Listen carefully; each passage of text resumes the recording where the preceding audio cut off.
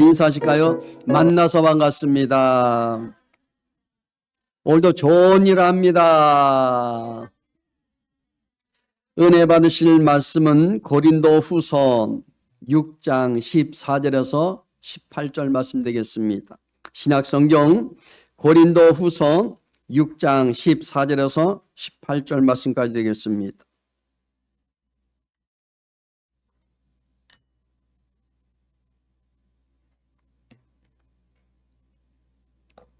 자, 찾으셨으면 한 목소리로 함께 합독하시겠습니다. 너희는 믿지 않는 자와 멍에를 함께 매지 말라. 의와 불법이 어찌 함께하며 빛과 어둠이 어찌 사귀며 그리스도와 베리알이 어찌 조화되며 믿는 자와 믿지 않는 자가 어찌 상관하며 하나님의 성전과 우상이 어찌 일치가 되리요. 우리는 살아계신 하나님의 성전이라. 이와 같이 하나님께서 이르시되 내가 그들 가운데 거하며 들어 행하여 나는 그들의 하나님이 되고 그들은 나의 백성이 되리라. 그러므로 너희는 그들 중에서 나와서 따로 있고 부정한 것을 만지지 말라.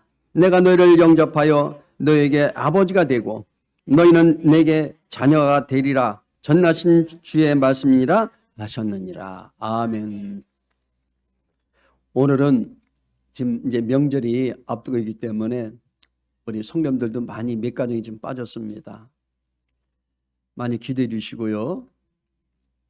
그리고 명절 은혜 가운데서 여러분 잘 보내실 바랍니다. 오늘 저는 본문의 말씀을 가지고 그리스도와 벨리알이라는 제목으로 함께 말씀의 은혜를 나누고자 합니다. 따로 다시 바랍니다. 그리스도와 벨리알. 이게 벨리알이 무슨 뜻인가? 한번 여러분 들어보실 바랍니다. 오늘 본문 15절 말씀 함께 읽겠습니다.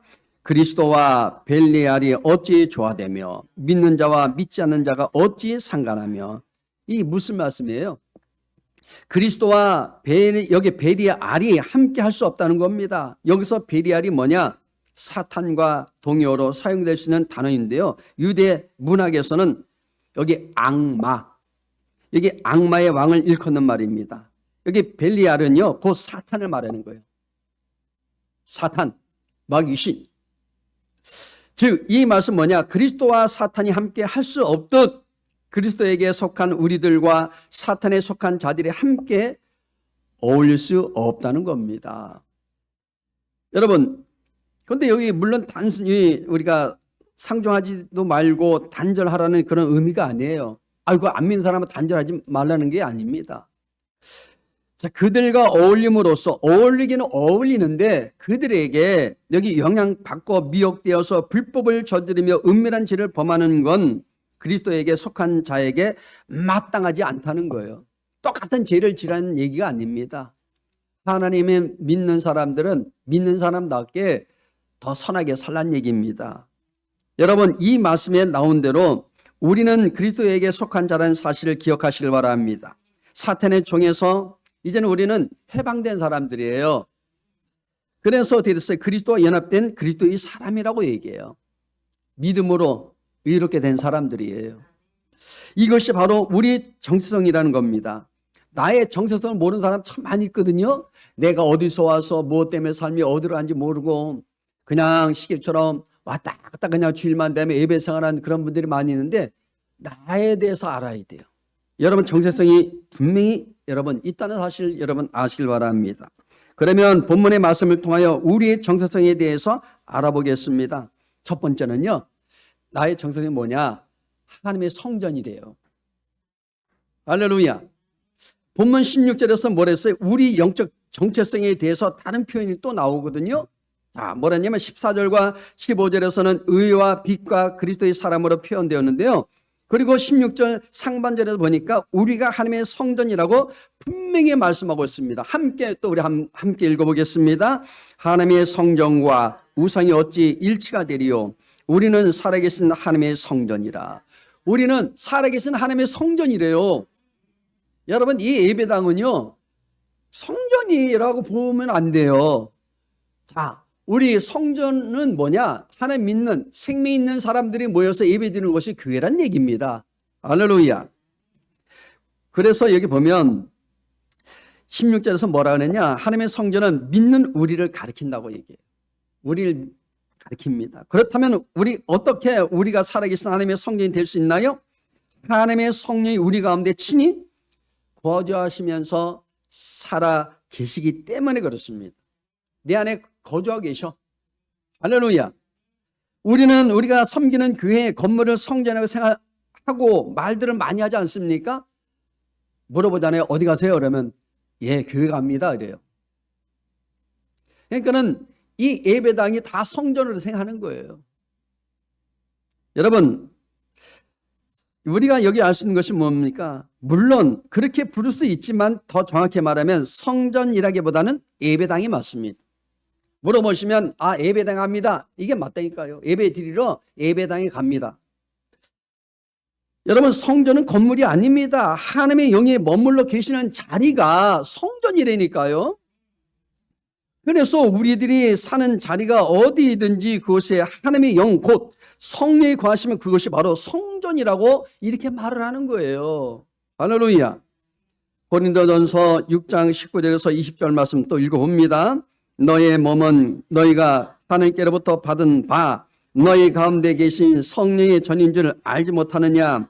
너희는 너희 자신의 것이 아니라 값으로 산 것이 되었으니 그런즉 너의 몸으로 하나님께 영광을 돌리라. 하나님께서 값주고 우리를 사셨대요. 그러니까 우리는 영광을 돌려야 돼요. 자, 또 볼까요? 고린도전서 3장 16절에서 17절 말씀에도 말합니다. 같이 읽어요. 너희가 하나님의 성전인 것과 하나님의 성령이 너희 안에 계시는 것을 알지 못하느냐. 누구든지 하나님의 성전을 더럽히면 하나님이 그 사람을 멸하시리라. 하나님의 성전은 거룩하니 너희도 그러하니라. 여러분, 그래서 우리 성전을 더럽히면 되겠습니까? 내 마음대로 막 하면 되겠습니까? 아니에요. 자, 우리 안에 하나님의 영이 거하시기에 우리의 몸이 바로 성전이라는 거예요. 바로 몸이 성전입니다. 성전이요, 성령이 항상 계시는 곳입니다. 성전이란 헬러로 말합니다. 나오스인데요. 헬러 말로 나오스인데요. 근데 여기 거룩한 장소, 즉 성소란 얘기예요. 이 영어로 말하면 sanctuary. 이것을 가리킵니다. 헬라서 성전의 다른 말은요, 히에론이거든요. 이 성전 여기 지역을 의미하는데요. 이거는 영어로는 뭐라고 얘기하냐? 템플 에어리아라고 얘기해요. 자, 예수님께서 마귀에게 이끌려 성전 꼭대기 가셨다는 말은 뭐예요? 나오스가 아니라 여기 히에론이에요. 예수님 자신은 여기 보십시오. 예수님의 자신을 성전이라고 이렇게 하셨습니다. 요한복음 2장 19절에서는 예수님 말씀합니다. 같이 읽어볼까요? 너희가 이 성전을 헐라 내가 사흘 동안에 일으키리라. 여러분 보십시오. 이 성전을 건물을 헐라는 거예요. 3일 만에 내가 다시 이렇게 세운다는 거예요. 근데 유대인들도 예수님의 제자들도 깨닫지 못합니다. 여러분, 이 예배당을 헐어버리고 3일 만에 질 수 있겠습니까? 못 져요. 1년이 걸릴 수도 있어요. 빨리 한다 할지라도 몇 개월 걸릴 수도 있습니다.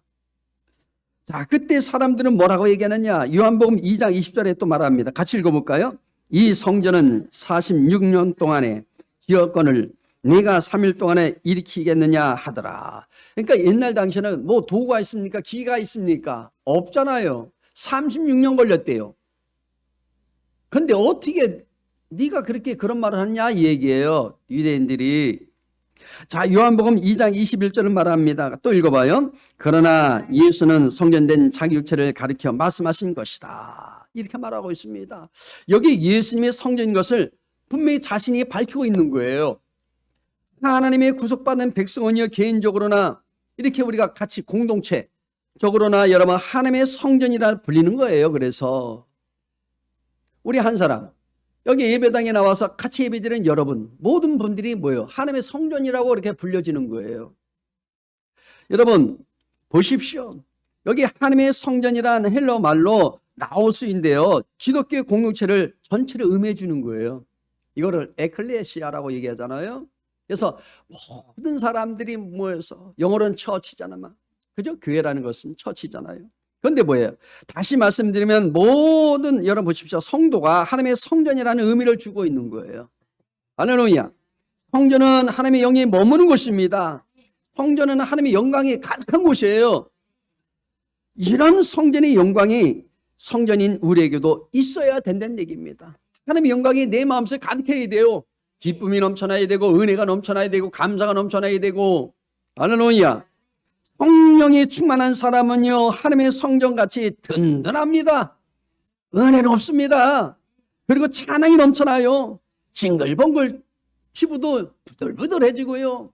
얼굴 벌써 혈색이 여러분 생기가 있습니다. 할렐루야. 다른 사람에게 칭찬과 은혜가 되는 사람들이에요. 이런 사람이 교회이고요. 세상 사람들에게 참 교회의 모습을 드러내는 사람들입니다. 그래서 예수 말씀하시죠. 너희는 세상에 빛과 소금의 역할을 감당하라고. 말로만 여러분 빛과 소금의 역할을 감당하는 게 아니에요. 벌써 우리 모습들이 드러나야 돼요. 교회의 모습이 있어야 될 줄로 믿습니다. 오랜 세월 동안에 거룩한 장소였던 성전이 이제는 종교적 모양만을 이렇게 우리가 갖추는 과시하는 문화 공간이 된 곳이 한둘이 아닙니다. 여러 유럽뿐만 아니라 우리나라에도 저 위에부터 여러분 교회들이요 이상해지고 있다는 거예요. 술집이 바뀌었습니다. 커피집이 생겼습니다. 몇 개월 전인가요? 저 지방에 그 교회 건물이 커피집으로 바뀌었어요. 아주 유명한 명소가 돼버렸습니다. 동네 사람들이 주차장 때문에 머리가 아프대요. 할렐루야. 보십시오. 하나님의 영광이 떠나가면요 더 이상 성전이 아니에요. 할렐루야. 하나님의 교회가 아닙니다. 여러분 우리도 그렇습니다. 하나님의 영이 떠나가면요 우리 몸은 성전이 아니에요. 그냥 육신의 몸이에요. 사울은 하나님이 기름 부어 세운 이스라엘 초대 왕이었잖아요. 그런데 하나님의 영이 떠나니 성령커녕 어떻게 됐을까요? 무당집이 되고 만 거예요. 귀신 들린 자들을 보면요 잡단 영이 그 속에 있으므로 잡소리를 내죠. 그러니까 귀신 소리를 냅니다. 요한계시록 16장 14절에는 거짓 선자들을 이렇게 뭐라고 말하느냐 한번 읽어봐요. 그들은 귀신의 영이라 이렇게 합니다. 우리가 하나님의 성전이지만 귀신에게 사로잡힌 사람은 귀신집이 되고 마는 거예요. 그러니까 맨날 그렇게 잡혀 있잖아요. 마태복음 12장 44절에는요 더러운 귀신이 쉴 곳을 찾아 나갔다가 다시 들어오게 되거든요. 한번 읽어볼까요? 이에 이르되 내가 나온 내 집으로 돌아가리라 하고 와보니 그 집이 비고 청소되고 수리되었거늘. 이렇게 말하지 않습니까? 청소된 깨끗한 집에 귀신은 더 악한 7 귀신을 데리고 어떻게 됐다고요? 들어왔다는 겁니다. 귀신은요 사람의 육체를 내 집이라고 얘기하는 거예요. 그래서 많은 사람들이 보면은요 잡힌 사람들 보면 어떻습니까? 귀신이 들어와서 늘 안 된다, 못 한다, 할 수 없다. 그리고 자꾸만 분내게 만들고 그리고 항상 자존 속에 살도록 만드는 거예요. 우리가 하나님의 성전인데 귀신이요 늘 귀신집이라고 자기가 자꾸만 그 사람을 움직이는 겁니다. 우리가 하나님의 성전이 아니면 귀신이 집이 되고요 많은 것입니다. 여러분 교회는 이중성이 있거든요. 여기 이 교회의 이중성은요 우리 이중성이라고 볼 수 있는 거예요. 우리는 구원받았지만 아직도 구원받지 못했다는 거예요. 우리 교회를 했잖아요. 그럼 이중성이 있는 거예요. 요리 갔다가 조리 갔다 요맘 됐다가 요맘 됐다가 기분 좋으면 하나님 열심히 믿을게요. 기분 나쁘면 어떻게 된다고요? 하나님 안 계시죠? 잠깐 쉬겠습니다. 이렇게 여러분 이중성을 갖고 있다는 거예요. 우리는 이미 거룩하지만 아직도 거룩하지 그래서 못한 거예요. 내가 완벽한 사람 같은데 아니에요. 미완성이에요. 우리는요 완전하다가 하지만은 아직도 불완전합니다. 우리는 여기 하나이지만 아직도 여전히 우리 마음이 나눠져 있는 거예요. 두 마음이 있다잖아요. 우리의 모습 그대로 교회도 이중성을 가지고 있다는 뜻입니다. 우리가요 온전한 성전이고 그리고 성령으로 충만해야 합니다. 성령으로 충만해야 돼요. 온전한 교회가 되려면요 늘 믿음으로 충만해야 돼요. 그렇지 못하면 결코 교회가 온전하지 못하고 성령으로 충만하지 못합니다. 우리는요 늘 이렇게 고백해야 됩니다. 자, 따라서 하시기 바랍니다. 내가 거룩한 성전이다. 내가 하나님의 교회다. 정말 외치십시오. 입술로 고백하십시오. 생각하시길 바랍니다. 그리고 우리는 선포해야 돼요. 자, 두 번째는요, 하나님의 백성이라는 거예요, 우리가. 할렐루야. 우리의 정체성에 대한 또 다른 표현을 말씀하고 있는데요. 본문 16절 하반절 우리 같이 읽어보겠습니다. 나는 그들의 하나님이 되고 그들은 나의 백성이 되리라. 나는 그들의 하나님이 되고, 나는 누구예요? 하나님, 우리 아버지. 그리고 또 그들은 누구예요? 믿는 사람. 하나님의 백성 된대요. 이미 약속되어 있어요. 하나님의 백성이라고 말씀합니다. 특별히 레위기 26장 12절에서는 이렇게 말합니다. 같이 읽어봐요. 나는 너희 중에 행하여 너희의 하나님이 되고 너희는 내 백성이 될 것이니라. 내 백성이 된대요. 할렐루야. 너희 하나님이 되고 내가 하나님이 우리 하나님이 되고 너희는 우리 믿는 사람들은 뭐예요? 하나님의 백성이 된대. 하나님의 자녀가 된대요. 이 말씀을 인용해서 우리가 오직 하나님을 섬겨야 하는 이유는요, 바로 여기 하나님 백성이라고 말씀하고 있는 거예요. 할렐루야. 이미 오래전에 우리 하나님이 우리를 그렇게 택하시고 우리를 불러주시고 세워주셨어요. 그러므로 우리는 하나님의 성전이자 하나님의 백성이라는 사실을 잊지 말아야 합니다. 여러분 가슴속에 이와 같이요, 같은 영적 정체성을 품으시길 바랍니다. 이제는 나의 정체성을 모르면 여러분 안 됩니다. 내가 사는 목적도 알아야 돼요. 내가 어디서 와서 무엇 때문에 살며 어디로 하는지 알아야지. 물어보면요, 예수 믿는 사람들도 예? 잘 모르겠는데요. 이런 분들이 많아요. 이것이 중요합니다. 우리는 사실 보통 뭔가 삶과 행동의 변화를 갖기 위해서 이렇게 해야지. 근데 뭐래요? 저렇게 해야지. 이렇게 행동에 대한 규칙을 스스로가 정합니다. 정해야 안 정해요. 목표가 있으면은 이렇게 해야지, 저렇게 해야지, 이렇게 정합니다. 여러분, 이런 행동 규칙이 중요하다고 생각들을 하는데요. 그런데 성경은 다릅니다. 그러면 성경은 어떻게 말하느냐? 어떤 믿음의 행동 변화에 앞서서 나는 누구인가? 나의 존재에 대해서 뭐죠? 성경은 알게 해주는 거예요. 왜 그럴까요? 내가 누구인지 스스로가 깨달을 때 그에 따른 삶을 살아내려고 하기 때문에 그렇습니다. 그러니까 우리가 믿음을 발버둥 치잖아요. 오직 하나님만을 바라보고 살려고 발버둥 치잖아요. 유혹에 넘어가지 않게 해서 발버둥 치잖아요. 그런 이유로 여기 계속적으로 성경에는 우리가 누군지 알게 하는 이 말씀이 나온다는 거예요. 계속 창세기부터 요한계시록까지 계속 항상 하나님은 우리에게 깨달으라고 잠깐 말씀 주시는 거예요. 쓸데없이 주신 말씀이 아니에요. 우리는 누구입니까? 옆 사람과 물어보세요. 나는 누구인가? 나는 누구예요? 우리는 주님을 믿는 자녀들이에요. 의의 사람이며 빛의 사람입니다. 그리고 하나님의 성전이에요. 하나님 백성입니다. 또 하나님의 자녀라는 사실이에요. 오늘 본문 18절에는 이렇게 말합니다. 함께 또 읽어보겠습니다. 너에게 아버지가 되고 너희는 내게 자녀가 되리라. 전하신 주의 말씀이라 하셨느니라. 할렐루야. 전하신 주님의 말씀이 하시기를 뭐라고 그랬느냐? 여기 보십시오. 하나님이 단지 우리 왕과 임금이 아니라 하나님이 우리 아버지가 된다고 말씀하고 있어요. 이게 여러분 놀라운 사실이 아닙니까? 물론 육적으로 나를 낳아주고 나를 길러준 아버지와 어머니 계시지만, 근데 진짜 이렇게 걸쳐 넘어가면요, 전능하신 우리 아버지, 그분이 안 계시면요 우리 죽을 사람 많아요. 이 세상 없을 사람 많아. 감사하면서 사실 바랍니다. 하나님께서요 우리를 그분의 아들과 딸로 영접해 주셨다는 거예요. 그래서 하나님을 아버지라 부를 수 있게 됐다는 겁니다. 그래서 우리는 성경에 그랬잖아요. 물과 성령을 거듭나면 아빠, 아버지라 부를 수 있다고.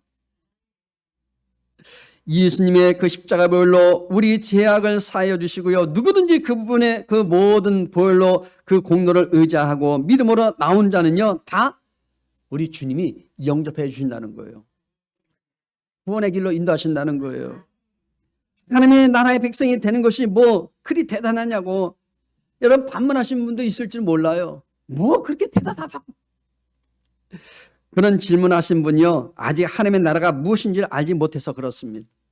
주의 뜻이 무엇인지 모르는 거예요. 그러나 하나님의 나라가 무엇인지 바르게 아는 사람은요, 그런 질문을 하지 못합니다. 할 수도 없습니다. 예수님께서 이 세상에 오셔서 공생활을 시작하시면서 가장 먼저 하신 말씀이 무엇인지 여러분 아십니까? 자, 성경 말씀 볼까요? 마가복음 1장 15절 말씀 함께 읽어봅니다. 이르시되 때가 찼고 하나님의 나라가 가까이 왔으니 회개하고 복음을 믿으라 하시더라. 이렇게 말씀하고 있습니다. 여러분, 하나님의 나라가 있다. 그 하나님의 나라가 가까이 왔다. 회개하고 복음을 믿고 그 하나님의 나라가 백성이 되어야 한다는 이 말씀이 예수님께서 가장 먼저 하신 바로 선포의 말씀이십니다. 여러분, 여기 산상보훈에 보면 첫 번째 말씀 뭐예요? 심령이 가난한 자는 복이 있나니 천국이 저희 것이요. 심령. 여기 이 말씀이에요. 우리가 여러분 복음이라는 말을 많이 씁니다. 많이 전하잖아요. 해 안 해요? 보통 쓰는 말이 뭐예요? 복된 소식. 또 가장 기쁜 소식을 복음이라고 얘기하잖아요. 뭐가 여러분 가장 기쁘고 뭐가 가장 복된 소식이라고요?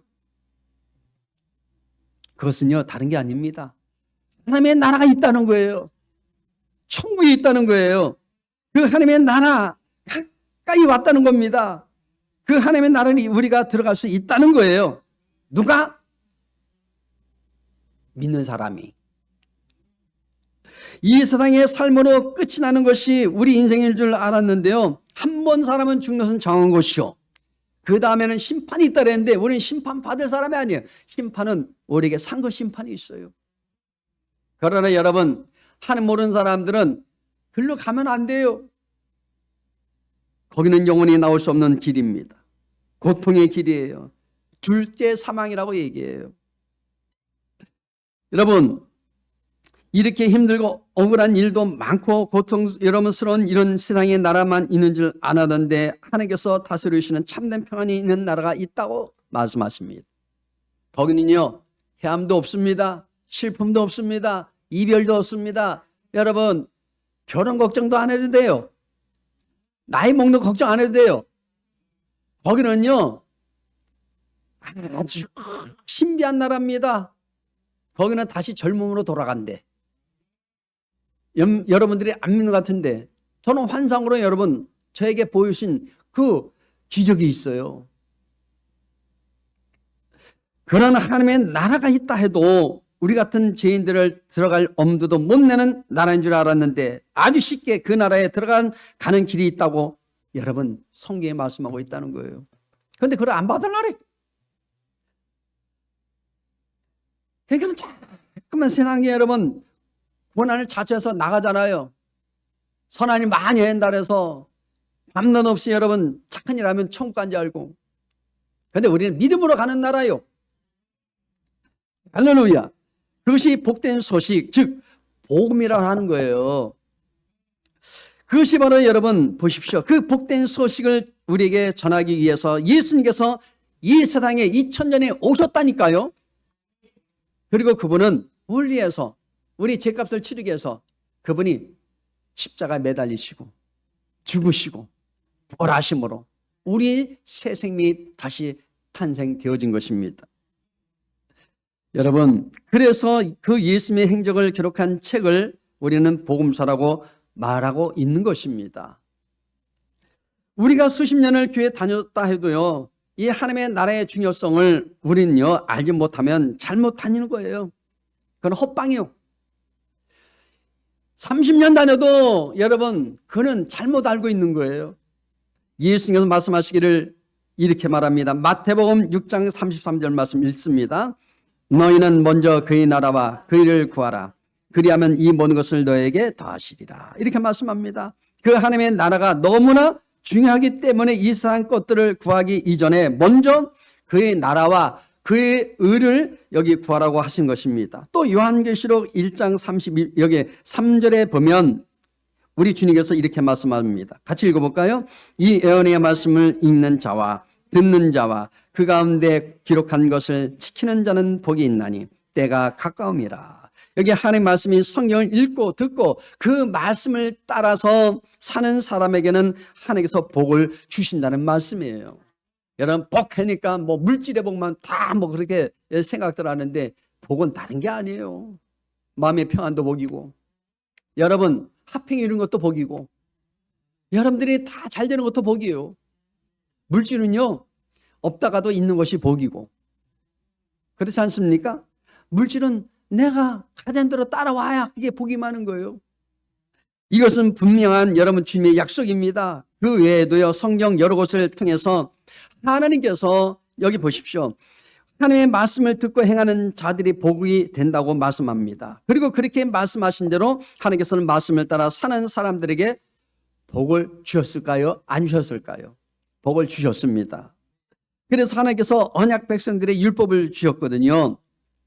너희들이 여기 성경 66권 이 말씀을 따라 살면 너와 나 사이가 언제나 행복한 관계가 될 거야. 이 말씀을 지켜 행하면 내가 기쁜 마음으로 네 삶에 복을 더해 줄 거야. 성경에 나와 있잖아요. 하나님의 뜻대로 사는 자에게는 하나님께서 합력하실 일인데요. 나가도 복을 받고 들어도 복을 받는데요. 여러분 자녀가 복을 받고 여러분이 하는 모든 것들이 다 잘 된대요. 그런 마음으로 우리에게 율법과 말씀을 주셨다니까요. 하나님은요, 혼내려고 그런 게 아니에요. 하나님은 더 좋은 것 주시길 원하셔. 하나님께서 언약 백성이 된 우리에게 율법과 말씀을 주신 이유는요, 하나님과 우리와 더 가까운 관계가 되기 위해서라고 말씀합니다. 여러분, 관계 제가 말씀드렸죠? 히브리어 말로 뭐라고요? 야다, 깊은 관계. 하나님과 우리의 관계는요, 그냥 가벼운 관계 아니에요. 깊은 관계예요. 아주 끈끈한 관계예요. 아주 더 사랑이 넘치는 관계예요. 그래서 하나님은 더 우리와 함께 교제하기를 원하는 거예요. 하나님과 우리 사이를 가로막는 죄를 멀리하고 하나님과 우리가 더 사랑 가득한 관계가 되기 하기 위해서 우리에게 이 말씀을 주셨다는 거예요. 죄는요, 하나님과 우리 사이를 가로막는 장벽입니다. 할렐루야. 잠깐만, 그걸 무너뜨려야 돼요. 하나님께서는 하나님과 우리 사이에 죄라는 것이 침범에 들어와서요, 하나님과 우리 사이를 갈라놓는 것을 기뻐하지 않아요. 그러니까는 잠깐만 타락된 저 이스라엘 백성들, 유대인들을 지금도 여러분 자꾸만 고난 주잖아요. 자꾸만 심판하시거든요. 어려움을 줍니다. 왜 그럴까요? 너무 사랑하기 때문에. 여러분, 우리에게도요, 하나님 뜻대로 살지 않으면 어떻게 됩니까? 고난이 올 수도 있어요. 더 체제가 가할 수도 있어요. 왜? 주님께 돌아가기를 원하는 거예요. 내가 너를 사랑하니까. 내가 너에게 더 해줄 거니까. 여러분, 우리가 언제든지 담대하게 하나님께 나오기를 원하십니다. 에덴 동산에서 하나님께서 따먹지 말라 여기 하신 선악을 알게 하는 나무 열매를 따먹은 아담과 하와에게요, 여기 하나님께서 찾아오셨을 때 두려워 나무 사이에 숨어버린 것처럼 모든 죄를 지은 모든 사람은요, 하나님을 두려워합니다. 예수 믿으려면요, 죄를 많이 져서 못 간대. 너무 죄를 져서 못 간대. 저희 큰아버지한테 제가 그랬어요. 큰아버지, 예수 믿으세요. 난 너무 많은 죄를 져서 못 간다. 죄진 사람이 오는 곳이 교회입니다. 그래도 가셔야 됩니다. 끝내는 안 가더라고. 그래서 자꾸만 여러분 하나님의 낯을 피하라고 하죠. 그런 우리에게 죄를 지지 말고 하나님께서 복을 주고 싶어하는 그런 모습으로 살라고 우리에게 율법을 주신 거예요. 말씀을 주신 거예요. 여러분, 여기 언약은요, 약속이에요. 사람은 아침 약속과 점심 약속과 저녁 약속 다 다른 것처럼 그런 하나님은 다른 적이 없어요. 지금도 변함없이 그 약속은 이루어지고 있다는 사실입니다. 하나님께서 우리 하나님이 되셔서 우리 삶을 지켜준다고 여러분 분명히 약속하고 계십니다. 불꽃 같은 눈동자로 우리를 지켜주는데요.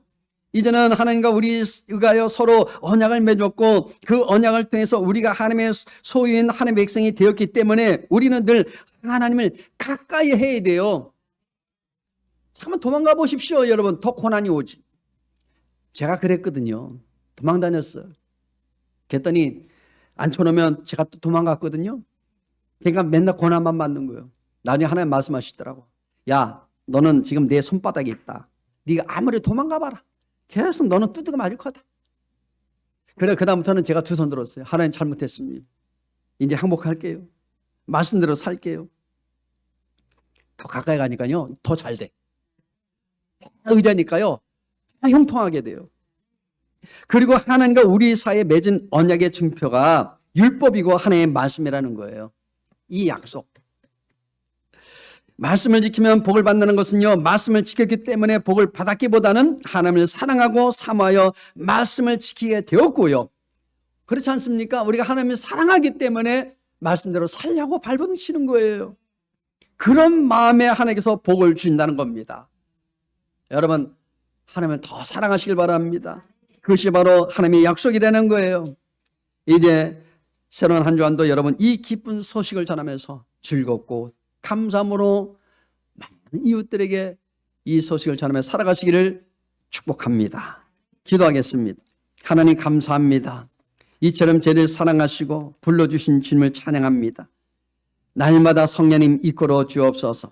날마다 주님께서 함께 해주셔서 감사하며 살아갈 수 있도록 인도하여 주옵소서. 하나님께서 우리를 성전을 세우시고 우리에게 또 하나님 주님께서 증표로 말씀을 주셨사오니 날마다 말씀대로 실천하며 살아갈 수 있는 우리 신앙이 될 수 있도록 도와주옵소서. 예수님 이름으로 기도드리옵나이다. 아멘.